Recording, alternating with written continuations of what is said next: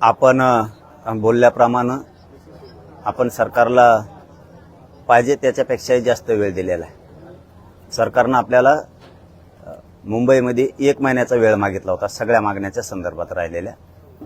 आज म्हणजे उद्याच्या 29 तारखेला, उद्याच्या म्हणतोय मी, मेच्या 10 महिने पूर्ण व्हायला लागलेत। 8 महिने नाही तर 10 महिने पूर्ण व्हायला लागले। 10 महिने वेळ दिला, कारण आपण 29 ऑगस्टला मुंबईत गेलो होतो। त्याच धर्तीवरती आतापर्यंत जवळपास 10 महिने वेळ दिला। याच्यापेक्षा किती वेळ द्यायचा मला एक गोष्ट कळत नाहीये की जाणून बुजून गोरगरीब मराठ्यांच्याच लेकरांवरती का अन्याय केला जातो। म्हणून मी आता खूप कठोर भूमिकेवरती आलोय। मला ते नाविलाज आहे, त्या पद्धतीचा निर्णय घ्यावा लागतोय। मला कुणाला दोष द्यायची इच्छा नाही आणि द्यायचा पण नाही, कारण आपल्या लेकराला समाजाला जर मिळतच नसेल तर मग आपण आता कठोर भूमिका घेणं गरजेचं आहे।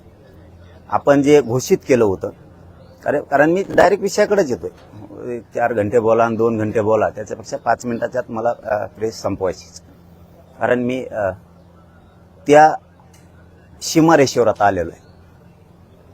30 मेचं जे आपलं आंदोलन, आमरण उपोषण आपण ठरवलं होतं ते फायनल होणार आहे 30 मेला, परंतु त्याच्यात फक्त थोडा जास्तीचा बदल केला आहे आपण।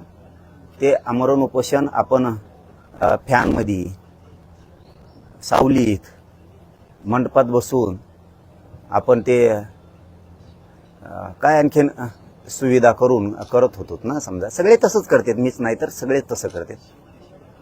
मला अंतिम टोकाचं आणि कठोर आमरण उपोषण करायचंय। रखरखत्या उन्हात मी हे उपोषण बास टाकून करणार आहे।